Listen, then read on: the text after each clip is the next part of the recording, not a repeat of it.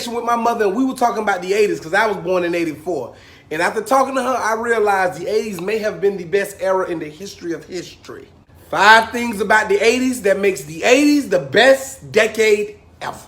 Number 1, the music. Now, if you're looking for a time where race didn't matter, where you was from didn't matter, go back to the 80s. You had the black boys from the projects rocking Motley Crue and AC/DC. You had the white boys in the suburbs rocking Run DMC and stepping into 80's. You had the Sheila E's with the big hair. You had Madonna being sexually open. You had Michael Jackson moonwalking and Billie Jeaning. The 80s seemed like the best era for music. If you want to hear one of the best R&B singers of all time sing a cappella with no auto-tune and studio music, YouTube Marvin Gaye a cappella, come back to this video and say thank you, Josh.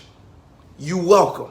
Uncle Luke and 2 Live Crew changed the music game. All that twerking, all that WAP, all that Trina, all that Trick Daddy, all that Lil' Kim, that sexualized rap music. If it wasn't for Uncle Luke, it wouldn't be no bending over and busting it wide open. Bust it wide open, bust it wide open. Hey, bust it. Okay.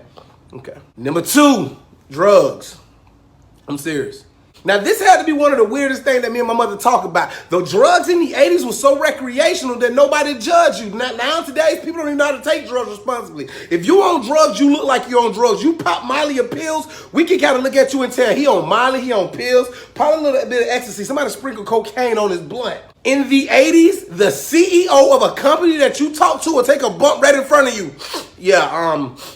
So listen, now we're gonna have to invest $50 million in those stocks, and we're gonna be fine.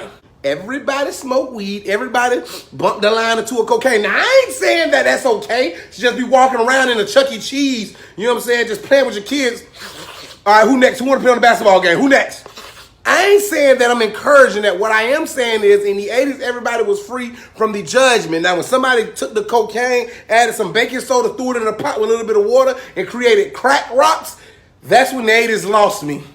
Nah, we ain't invent crack. Y'all did that. Number 3, sports. There was no social media. There was no participation medals. There was no participation trophies. There was no, I'm going to win, then you going to win. We going to be friends. It was none of that. Basketball, you come to the hole, you might not make it home. In football, we talking about face masks and mouthpieces get knocked out. They got to drag you. Then your mama going to tell you, get back in there. Baseball, steroids was being used, and we enjoyed it because we wanted to see home runs get hit 500 or 600 feet away. In the 80s, when hockey players were like the rock stars and the NASCAR drivers could get out after they win a race, tongue kiss their wife right down national TV and nobody say nothing. Nowadays, the gamers are the athletes. I ain't taking nothing away from a gamer, but I don't see no gamer going to the hole and dunking on somebody and stand them over. I see you dunking on me in NBA 2K and talking like you did it in real life.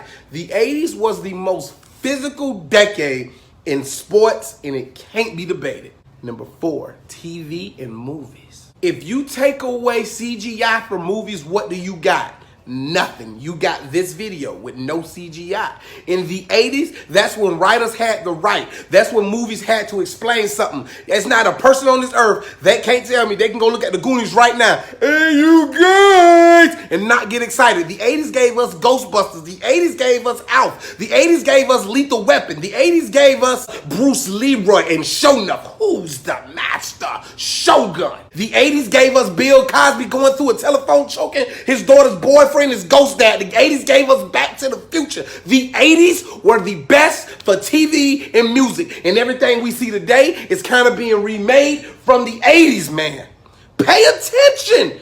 Pay attention, people. And number 5, the 80s gave us Josh Pray. Without me being born in the 80s, I wouldn't be able to be on the internet right now giving y'all this good, positive energy. Erasing the racial divide. Talking about men and women, big and small, short and tall. Talking about country to country. Throwing out words that y'all don't even know. Like societal inflammation. Go Google it. If it's not a word, I'm going to get it on a t-shirt. It's going to be a word and y'all going to buy it. I am from the 80s, and that was why I was able to bring you this video today. If I missed anything from the 80s, please put it in the comments. If you feel like the 90s were the best, tell me why and I might talk about it. But as of now, the 80s was the crack rock era. And I'm not talking about like crack rock, like smoking crack rock. I'm talking about like it rocked the cracks at the, you know what I am talking about, smoking crack rock. I'm sorry.